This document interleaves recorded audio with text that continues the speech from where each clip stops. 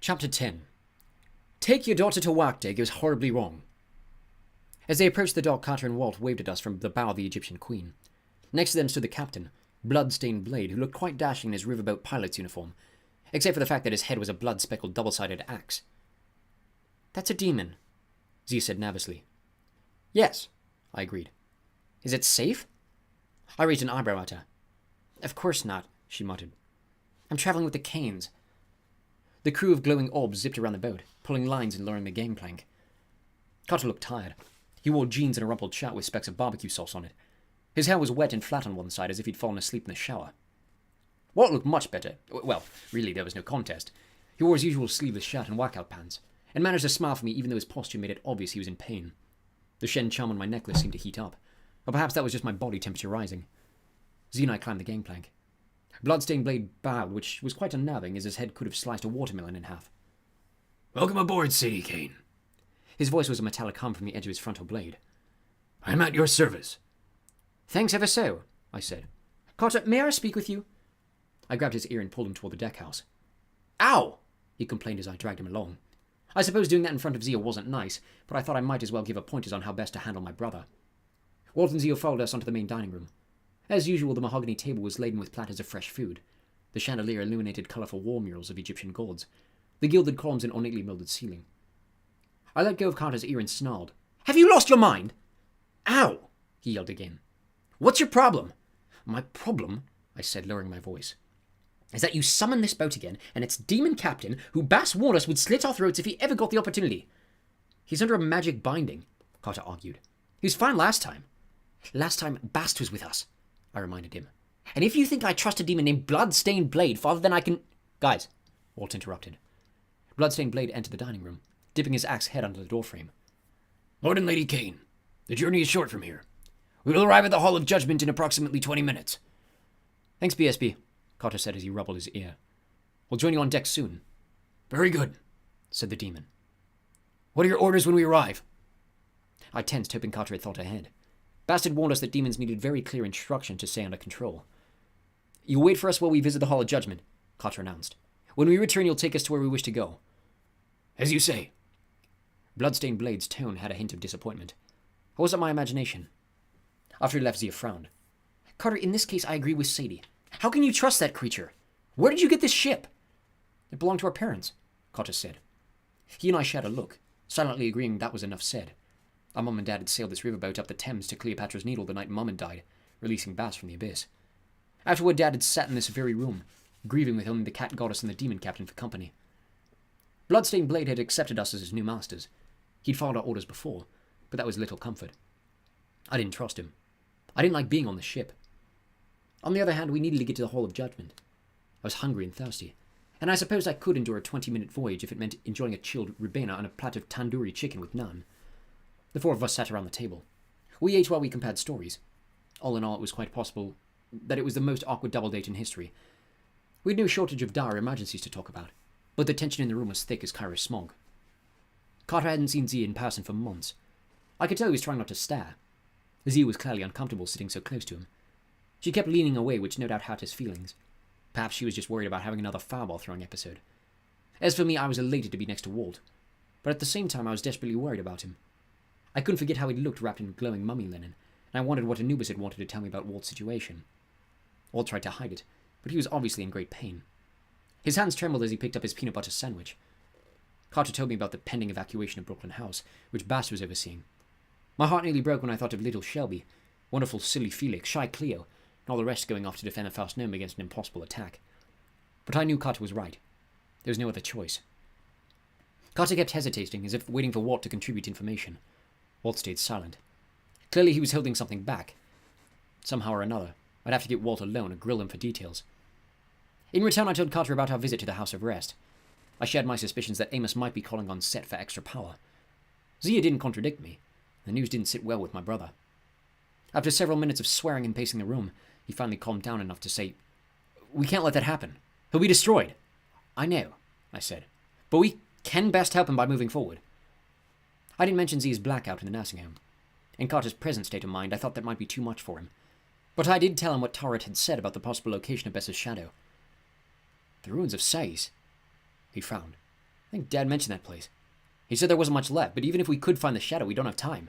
We've got to stop Apophis. I made a promise, I insisted. Besides, we need Bess. Think of it as a trial run. Saving his shadow will give us a chance to practice this sort of magic before we try it on Apophis. In Rivas, of course. Might even give us a way to revive Raw. But she's got a point, Walt interrupted. I'm not sure who is more surprised, Carter or me. Even if we get Setna's help, Walt said, trapping a shadow in a statue is going to be difficult. I'd feel better if we could try it on a friendly target first. I can show you how it's done, well, I still have time. Walt, I said, please don't talk like that. When you face Apophis, he continued, you'll have only one chance to get the spell right. It'd be better to have some practice. When you face Apophis. He said it so calmly, but his meaning was clear. He wouldn't be around when that happened. Carter nudged his half-eaten pizza.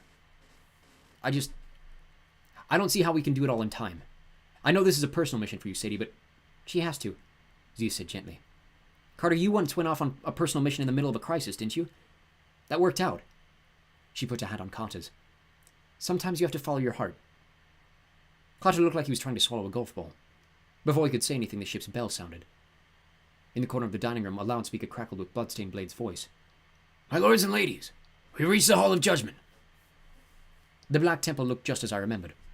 We made our way up the steps from the dock and passed between rows of obsidian columns that marched into the gloom. Sinister-looking scenes of underworld life glittered on the floor and in friezes circling the pillars.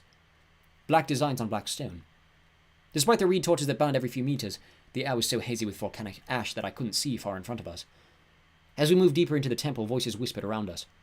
Out of the corner of my eye, I saw groups of spirits drifting across the pavilion, ghostly shapes camouflaged in the smoky air. Some moved aimlessly, crying softly or tearing at their clothes in despair. Others carried armfuls of papyrus scrolls. These ghosts looked more solid and purposeful, as if they were waiting for something. Petitioners, Walt said. They brought their case files, hoping for an audience with Osiris. He's gone so long, there must be a real backlog of cases. Walt's step seemed lighter. His eyes looked more alert, his body less weighed down by pain. He was so close to death, I'd feared this trip to the underworld might be hard for him, but if anything, he seemed more at ease than the rest of us. How do you know? I asked. Walt hesitated. I'm not sure. It just seems correct. And the ghosts without scrolls? Refugees, he said. They're hoping this place will protect them.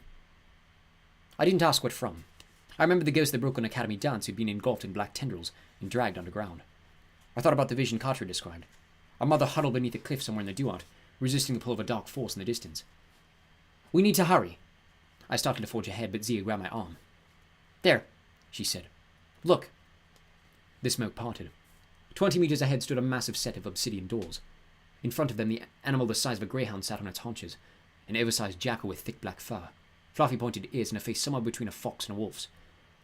Its moon-colored eyes glittered in the darkness. It snarled at us, but I wasn't put off. I may be biased, but I think jackals are cute and cuddly, even when they were known for digging up graves in ancient Egypt. It's just Anubis, I said hopefully. This is where we met him last time. That's not Anubis, Walt warned. Of course it is, I told him. Watch. Sadie, don't, Carter said, but I walked toward the Guardian. Hello, Anubis, I called. It's just me, Sadie. The cute fuzzy jackal bared his fangs. His mouth began to froth. His adorable yellow eyes sent an unmistakable message. One more step and I'll chew your head off. I froze. Right. That's not Anubis, unless he's having a really bad day. This is where we met him before, Carter said. Why isn't he here? It's one of his minions, Walt ventured. Anubis must be elsewhere. Again, he sounded awfully sure, and I felt a strange pang of jealousy. Walt and Anubis seemed to have spent more time talking with each other than with me. Walt was suddenly an expert on all things deathly. Meanwhile, I couldn't even be near Anubis without invoking the wrath of his chaperone, Shu, the god of hot air. It wasn't bloody fair. Z moved next to me, gripping a staff. So what now? Do we have to defeat it to pass? I imagined her lobbing some of her daisy-destroying fireballs. That's all we needed. A yelping, flaming jackal running through my father's courtyard. No, Walt said, stepping forward. It's just a gatekeeper. It needs to know our business. Walt, Carter said. If you're wrong... Walt raised his hands and slowly approached the jackal. I'm Walt Stone, he said. This is Carter and Sadie Kane. And this is Zia... Rashid, Zia supplied. We have business at the Hall of Judgment, Walt said. The jackal snarled, but it sounded more inquisitive. Not so chew your head off hostile. We have testimony to offer, Walt continued. Information relevant to the trial of Setne.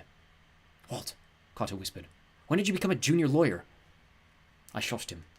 Walt's plan seemed to be working. The jackal tilted its head as if listening, then rose and paddled away into the darkness. The obsidian double doors swung open silently. Well done, Walt, I said. How did you... He faced me. My heart did a somersault. Just for a moment I thought he looked like... No. Obviously my mixed up emotions were playing with my mind. How did you know what to say? Walt shrugged. I took a guess. Just as quickly as they opened, the doors began to close. Hurry, Carter warned. We sprinted into the courtroom of the dead. At the start of the autumn semester, my first experience in an American school, our teacher had asked us to write down our parents' contact information and what they did for a living in case they could help with career day. I had never heard of career day. Once I understood what that was, I couldn't stop giggling. Could your dad come talk about his work? I imagined the headmistress asking. Possibly, Mrs. Ladd, I'd say. Except he's dead, you see. Well, not completely dead. He's more of a resurrected god. He judges mortal spirits and feeds the hearts of the wicked to his pet monster. Oh, and he has blue skin. I'm sure he'd make quite an impression on career day for all those students aspiring to glow up and become ancient Egyptian deities. The Hall of Judgment had changed since my last visit. The room tended to mirror the thoughts of Osiris, so it often looked like a ghostly replica of my family's old apartment in Los Angeles, from the happier times when we all lived together. Now, possibly because Dad was on duty, the place was fully Egyptian. The circular chamber was lined with stone pillars carved in a lotus flower design. Braziers of magic fire washed the walls in green light and blue. In the center of the room stood the scales of justice, 2 large golden saucers balanced from an iron T. Kneeling before the scales was the ghost of a man in a pinstripe suit, nervously reciting from a scroll. I understood why he was tense. On either side of him stood a large reptilian demon with green skin, a cobra head and a wicked-looking pole arm poised over the ghost's head. Dad sat at the far end of the room on a golden dais, with a blue-skinned Egyptian attendant at his side. Seeing my father in the duet was always so disorienting, because he appeared to be 2 people at once. On one level he looked like he had in life, a handsome muscular man with chocolate-brown skin, a bald scalp and a neatly trimmed goatee. He wore an elegant silk suit and a dark travelling coat, like a businessman about to board a private jet. On a deeper level of reality, however, he appeared as Osiris, god of the dead. He was dressed as a pharaoh in sandals, an embroidered linen kilt, and rows of gold and coral neckbands on his bare chest. His skin was the colour of a summer sky. Across his lap lay a crook and flail, the symbols of Egyptian kingship. As strange as it was seeing my father with blue skin and a skirt, I was so happy to be near him again I quite forgot about the court proceedings. Dad! I ran toward him. Carter says I was foolish, but Dad was the king of the court, wasn't he? Why shouldn't I be allowed to run up and say hello? I was halfway across when the snake demons crossed their pole arms and blocked my path. It's all right, Dad said, looking a bit startled. Let her through. I flew into his arms, knocking the crook and flail out of his lap.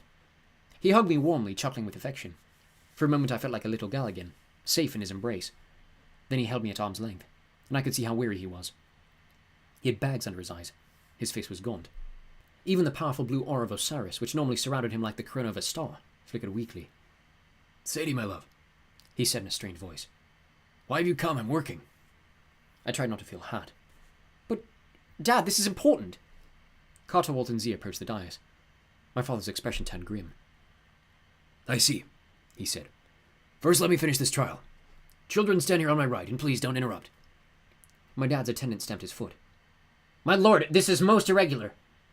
He was an odd-looking fellow, an utterly blue Egyptian man with a huge scroll in his arms. Too solid to be a ghost, too blue to be human, he was almost as decrepit as Ra, wearing nothing but a loincloth, sandals, and an ill-fitting wig. I suppose that glossy black wedge of fake hair was meant to look mainly manly in an Egyptian sort of way, but along with the cold eyeliner and the rouge on his cheeks, the old boy looked like a grotesque Cleopatra impersonator. The roll of papyrus he held was simply enormous. Years ago I'd gone to synagogue with my friend Liz, and the Torah they kept there was tiny in comparison.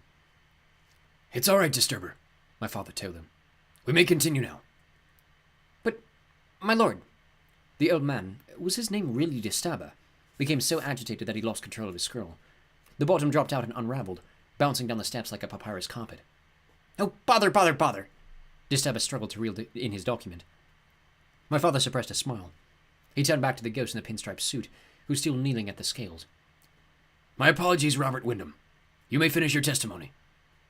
The ghost bowed and scrapped. Yes, Lord Osiris. He referred to his notes and began rattling off a list of crimes he wasn't guilty of. Murder, theft, and selling cattle under false pretenses.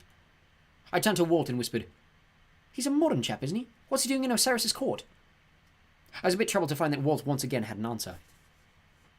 The afterlife looks different every soul, he said, depending on what they believe. For that guy, Egypt must have made a strong impression. Maybe he read the stories when he was young. And if someone doesn't believe in any afterlife? I asked. Walt gave me a sad look. And that's what they experience. On the other side of the dais, the blue god Disturber hissed at us to be quiet. Why is it that when adults try to silence kids, they always make more noise than the noise they're trying to stop? The ghost of Robert Wyndham seemed to be winding down his testimony. I haven't given false witness against my neighbors. Sorry, I can't read this last line. Fish! Disturber yelped crossly. Have you stolen any fish from the Holy Lakes? I lived in Kansas, the ghost said. So, no. My father rose from his throne. Very well. Let his heart be weighed. One of the snake demons produced a linen parcel the size of a child's fist. Next to me, Carter inhaled sharply. His heart is in there? Shh! Disturber said so loudly his wig almost fell off. Bring forth the destroyer of souls! On the far wall of the chamber, a doggy door burst open. Ammit ran into the room in great excitement. The poor dear wasn't very coordinated. His miniature lion chest and forearms were sleek and agile, but his back half was stubby and much less agile, like a hippo bum. He kept sliding sideways, swerving into pillars and knocking over braziers. Each time he crashed, he shook his lion's mane and crocodile snout, and yipped happily. Cutter is scolding me as always. He says Ammit is female. I'll admit I can't prove it either way, but I've always thought of Ammit as a boy monster. He's much too hyper to be otherwise, the way he marks his territory, but... Never mind. There's my baby, I cried, quite carried away. There's my poochiekins. Ammit ran at me and leapt into my arms, nuzzling me with his rough snout. My Lord Osiris! Disturber lost the bottom of his scroll again, which unraveled round his legs. This is an outrage! Sadie, Dad said firmly. Please do not refer to the devourer of souls as poochiekins. Sorry, I muttered, and let Ammit down. One of the snake demons set Robert Wyndham's heart on the scales of justice. I'd seen many pictures of Anubis performing this duty, and I wished he were here now. Anubis would have been much more interesting to watch than some snake demon. On the opposite scale, the feather of truth appeared. Don't get me started on the feather of truth. The scales wavered. The two saucers stopped, just about even. The pinstriped ghost sobbed with relief. Ammit whimpered disappointedly. Most impressive, my father said. Robert Wyndham, you have been found sufficiently virtuous, despite the fact you were an investment banker. Red Cross donations, baby! The ghost yelled. Yes, well, Dad said dryly. You may proceed to the afterlife. A door opened to the left of the dais. The snake demons hauled Robert Wyndham to his feet. Thank you, he yelled, as the demons escorted him out. And if you need any financial advice, Lord Osiris, I still believe in the long-term viability of the market. The door shut behind him. Disturber sniffed indignantly. Horrible man. My father shrugged. A modern soul who appreciated the ancient ways of Egypt. He couldn't have been all bad. Dad turned to us. Children, this is Disturber, one of my advisors and gods of judgment. Sorry. I pretended not to have heard. Did you say he's disturbed? Disturber is my name, the god shouted angrily. I judge those who are guilty of losing their temper. Yes. Despite my father's weariness, his eyes sparkled with amusement. That was Disturber's traditional duty. Although now that he's my last minister, he helps me with all my cases. There used to be 42 judgment gods for different crimes, you see, but... Like Hotfoot and Fire Embracer, Zeus said. Disturber gasped. How do you know them? We saw them, Zeus said. In the fourth house of the night. You saw... Disturber almost dropped his scroll altogether. Lord Osiris, we must save them immediately! My brethren! We will discuss it, Dad promised. First, I want to hear what brings my children to the Duat. We took turns explaining. The rebel magicians and the secret alliance with Apophis, their impending attack on the first gnome, and our hope to find a new sort of execration spell that might stop Apophis for good. Some of our news surprised and troubled our father, like the fact that many magicians had fled the first gnome, leaving it so poorly defended that we'd sent our initiates from Brooklyn House to help, and that Amos was flirting with the powers of Set. No, Dad said. No, he can't! These magicians who've abandoned him. Inexcusable! The House of Life must rally to the Chief Lector. He began to rise. I should go to my brother. My lord, Disturber said. You are not a magician anymore. You're Osiris. Dad grimaced, but he eased back into his throne. Yes. Yes, of course. Please, children, continue. Some of our news Dad already knew. His shoulders slumped when we mentioned the spirits of the dead who were disappearing, and the vision of our mum lost somewhere in the deep duat, fighting against the pull of a dark force that Cutter and I were certain was the shadow of Apophis. I've searched for your mother everywhere, Dad said despondently. This force that has taken the spirits. Whether it's the serpent's shadow or something else, I cannot stop it. I can't even find it. Your mother.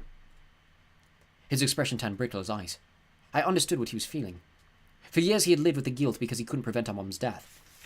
Now she was gone again, and even though he was the Lord of the Dead, he felt helpless to save her. "We can find her," I promised. "All of this is connected, Dad. We have a plan." Carter and I explained about the shade, and how it might be used for a king-size execration spell. My father sat forward. His eyes narrowed. "Anubis told you this?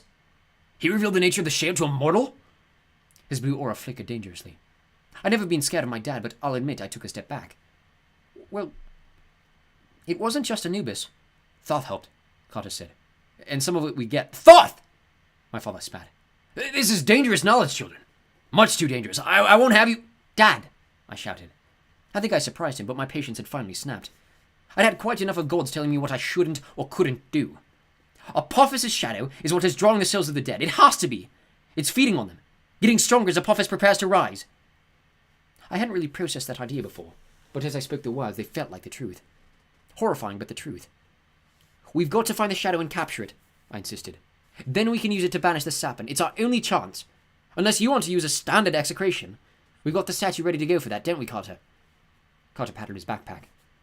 "The spell will kill us," he said, "and it probably won't work, but if that's our only option." Zee looked horrified. "Carter, you didn't tell me. You made a statue of him? You'd sacrifice yourself to—" "No," our father said. The anger drained out of him. He slumped forward and put his face in his hands. "No. You're right, Sadie. A small chance is better than none. I just couldn't bear it if you—" He sat up and took a breath, trying to regain his composure. "How can I help? I assume you came here for a reason, but you're asking for magic that I don't possess." "Yes, well," I said. "That's the tricky part." Before I could say more, the sound of a gong reverberated through the chamber. The main doors began to open. "My lord," Distabus said, "the next trial begins." "Not now," my father snapped. "Can't it be delayed?" "No, my lord." The blue god lowered his voice. "This is his trial, you know." "Oh, by the 12 gates of the night," Dad cast. "Children, this trial is very serious." "Yes," I said. "Actually, that's what—" "We'll talk afterward," Dad cut me off. "And please, whatever you do, don't speak to the accursed or make eye contact with him. This spirit is particularly—" The gong sounded again. A troop of demons marched in, surrounding the accused. I didn't have to ask who he was. Setna had arrived. The guards were intimidating enough. 6 red-skinned warriors with guillotine blades for heads. Even without them, I could tell Setna was dangerous from all the magical precautions. Glowing hieroglyphs spiraled around him like the rings of Saturn, a collection of anti-magic symbols like suppress, dampen, stay, shut up, powerless, and don't even think about it. Setna's wrists were bound together with pink strips of cloth. 2 more pink bands were tied around his waist. 1 was fastened around his neck, and 2 more connected his ankles so he shuffled as he walked. To the casual observer, the pink ribbons might have looked like the Hello Kitty incarceration playset, but I knew from personal experience that they were some of the most powerful magic bonds in the world. "The 7 ribbons of Hathor," Walt whispered. "I wish I could make some of those."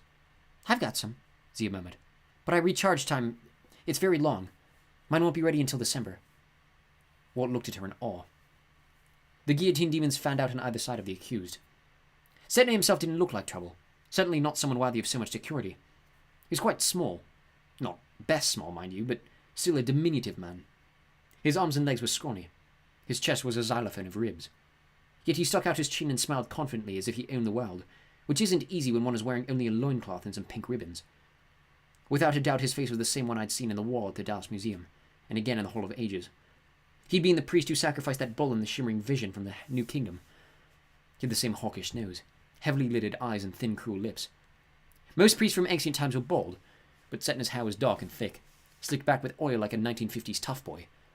If I'd seen him in Piccadilly Circus, with more clothes on, hopefully, I would have steered clear, assuming he was handing out advertisements or trying to sell scalp tickets to a West End show. Sleazy and annoying? Certainly. Dangerous? Not really. The guillotine demons pushed him to his knees. Setna seemed to find that amusing. His eyes flickered over the room, registering each one of us. I tried not to make eye contact, but it was difficult. Setna recognized me and winked. Somehow I knew he could read my jumbled emotions quite well, and he found them funny. He inclined his head toward the throne. "Lord Osiris, all this fuss for me? You shouldn't have." My father didn't answer. With a grim expression, he gestured at Distabur, who shuffled through his scroll until he found the proper spot. "Setna, also known as Prince Camawasset. Oh, wow. Setna grinned at me as if I found the urge to smile back. Haven't heard that name in a while. That's ancient history right there. Disturber huffed. You stand accused of heinous crimes. You've blasphemed against the gods 4,092 times. 91, Setna corrected. That crack about Lord Horus, that was just a misunderstanding. He winked at Carter.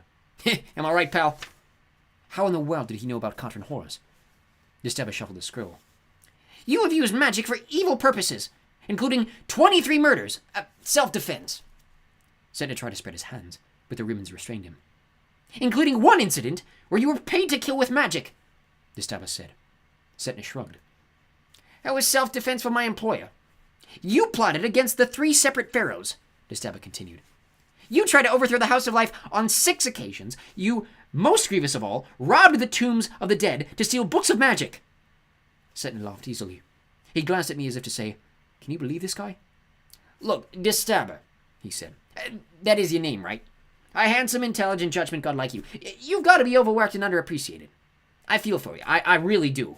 You've got better things to do than dig up my old history. Besides, all these charges, I answered them already in my previous trials. Oh. Disturber looked confused. He adjusted his wig self-consciously and turned to my dad. Do we let him go then, my lord? No, Disturber.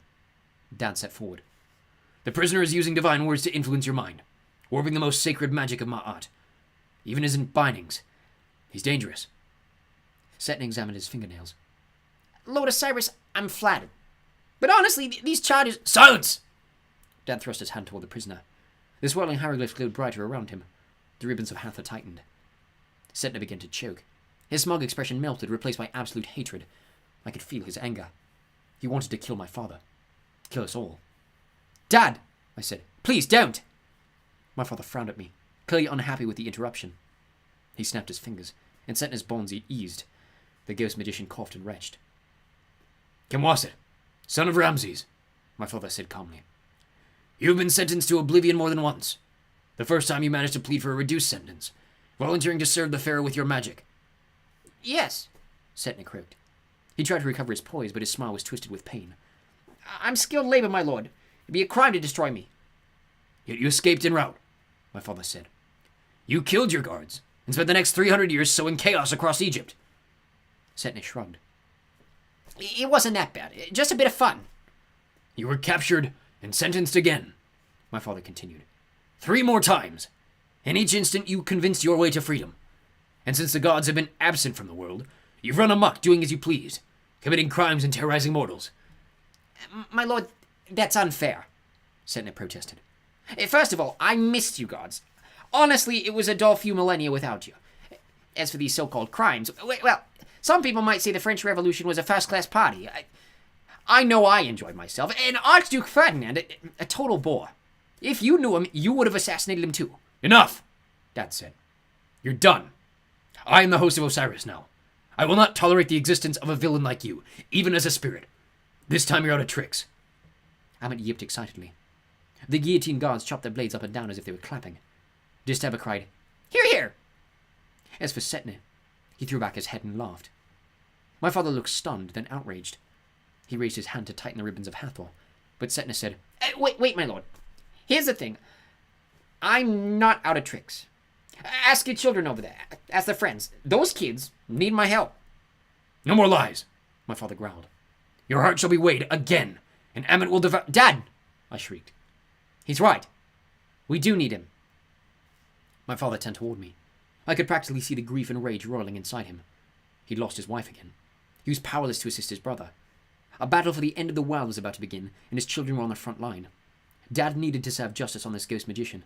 He needed to feel that he could do something right. Dad, please listen, I said. I know it's dangerous. I know you'll hate this, but we came here because of Setna. What we told you earlier about our plan, Setna's got the knowledge we need. Sadie's right, Carter said. Please, Dad, you asked how you could help. Give us custody of Setna. He's the key to defeating Apophis. At the sound of that name, a cold wind blew through the courtroom. The brazier sputtered. Hammett whimpered and put his paws over his snout. Even the guillotine demons shuffled nervously. No, Dad said. Absolutely not. Setna's influencing you with his magic. He's a servant of chaos. My lord, Setna said, his tone suddenly soft and respectful. I'm a lot of things, but a servant of the snake? No. I don't want the world destroyed. There's nothing in that for me. Listen to the girl. Let her tell you a plan. The words worked their way into my mind. I realized Sentinel was using magic, commanding me to speak. I steeled myself against the urge. Sadly, Sentinel was ordering me to do something I loved. Talk. It all came spilling out. How he'd tried to save the Book of Overcoming Apophis in Dallas, how Sentinel had spoken with me there, how he'd found the Shadow Box and stuck out the idea of using the Shayot. I explained my hopes to revive Bess and destroy Apophis. It's impossible, Dad said. Even if it wasn't, Sentinel can't be trusted. I would never release him. Especially not to my children. He'd kill you at the first opportunity. Dad, Cotta said. We're not children anymore. We can do this. The agony in my father's voice was hard to bear. I forced back tears and approached the throne. Dad, I know you love us. I gripped his hand. I know you want to protect us, but you risked everything to give us a chance at saving the world. Now it's time we did that. This is the only way. She's right. Sentinel managed to sound regretful, as if he were sorry he might get a reprieve. Also, my lord, it's the only way to save the spirits of the dead before the shadow of Apophis destroyed them all, including your wife. My father's face turned from sky blue to deep indigo.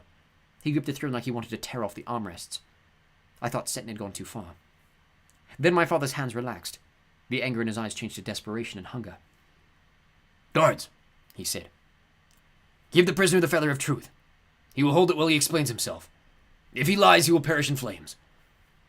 One of the guillotine demons plucked the feather from the scales of justice. Sentinel looked unconcerned as the glowing plume was placed in his hands. Right, he began. So, your kids are correct. I did create a shadow execration spell. In theory, it could be used to destroy a god, or even Apophis. I never tried. Unfortunately, it can only be cast by a living magician. I died before I could test it. Not that I wanted to kill any gods, my lord. I was just thinking I'd use it to blackmail them into doing my bidding. Blackmail? The gods? Dad grumbled. Sentinel smiled guiltily. This was back in my misguided youth. Anyway, I recorded the formula in several copies of the Book of Overcoming Apophis. Walt grunted. Which have all been destroyed. Okay, Sentinel said. But my original notes would still be in the margins of the Book of Thought that I stole. See, being honest, I guarantee you even Apophis hasn't found that book. I hid it too well. I can show you where it is. The book will explain how to find the shadow of Apophis, how to capture it, how to cast the execration. Can't you just tell us how? Cotta asked. Sentinel pouted. Young master, I'd love to, but I don't have the whole book memorized, and it's been millennia since I wrote that spell. If I told you one wrong word in the incantation, well, we wouldn't want any mistakes. But I can lead you to the book once we get to it. We? Zia asked. Why can't you just give us directions to the book? Why do you need to come along? The ghost grinned. Because, doll, I'm the only one who can retrieve it. Traps, curses, you know. Besides, you'll need my help deciphering the notes. The spell is complicated, but don't worry. All you gotta do is keep these ravens of Hathor on me. Zia, right? You've got experience using them. How did you know if I cause you any trouble? Sentinel continued. You can tie me up like a good Harvest Day present, but I won't try to escape, at least not until I lead you to the Book of Thoth, and then get you safely to the Shadow of Apophis. Nobody knows the deepest levels of the Duat like I do. I'm your best hope for a guide. The Feather of Truth didn't react. Sentinel didn't go up in flames, and so I guess he wasn't lying. 4 of us, Cotta said. 1 of him. Except he killed his guards last time, Walt pointed out. So we'll be more careful, Cotta said. All of us together should be able to keep him under control. Sentinel winced. Except, see, Sadie's got a little side task, doesn't she? She's got to find the shadow of Bess, and actually, it's a good idea. I blinked. It is? Absolutely, doll, Sentinel said. We don't have much time. More specifically, your friend Walt there doesn't have much time. I wanted to kill the ghost, except he was already dead. I suddenly hated that smug smile. I gritted my teeth. Go on. Walt Stone, sorry, pal, but you won't survive long enough to get the Book of Thoth, then travel to the Shadow of Apophis and use the spell. There just isn't time left on your clock, but getting Bess's shadow, that won't take as long. It'll be a good test of the magic. If it works, great. If it doesn't, well, we only lost 1 dwarf god. I wanted to stomp his face, but he gestured for patience. What I'm thinking, he said, is we split up. Carter and Zia, You two go with me to get the Book of Thoth. Meanwhile, Sadie takes Waltz to the ruins of Sais and find the Dwarf Shadow. I'll give you some notes on how to capture it, but the spell is just theory. In practice, you'll need Walt's charming skill to pull it off. He'll have to improvise if anything goes wrong. If Walt succeeds, then Sadie will know how to capture a shadow. If Walt dies afterward, I'm sorry, casting a spell like that will probably do him in. And Sadie can rendezvous with us in the duat, and we'll hunt down the snake's shadow. Everybody wins. I wasn't sure whether to weep or scream. I only managed to keep my calm because I sensed that Setna would find any reaction extremely funny. He faced my father. What do you say, Lord Osiris? It's a chance to get your wife back, defeat Apophis, restore Bessus' soul, save the world. All I ask is that when I come back, the court take my good deeds into consideration when you sentence me. How fair is that, huh? The chamber was silent except for the crackling fires in the braziers.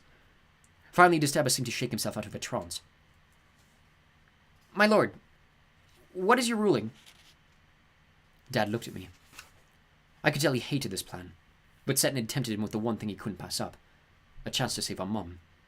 The vile ghost had promised me one last day alone with Walt, which I wanted more than anything, and a chance to save Bess, which was a close second. He put Cutter and Zia together and promised them a chance to save the world. He'd put hooks in all of us and reel us in like fish from a sacred lake. But despite the fact that I knew we were being played, I couldn't find a reason to say no. We have to, Dad, I said. He lowered his head. Yes, we do. May Ma'at protect us all. Oh, we'll have fun, Setna said cheerfully. Shall we get going? Doomsday isn't going to wait.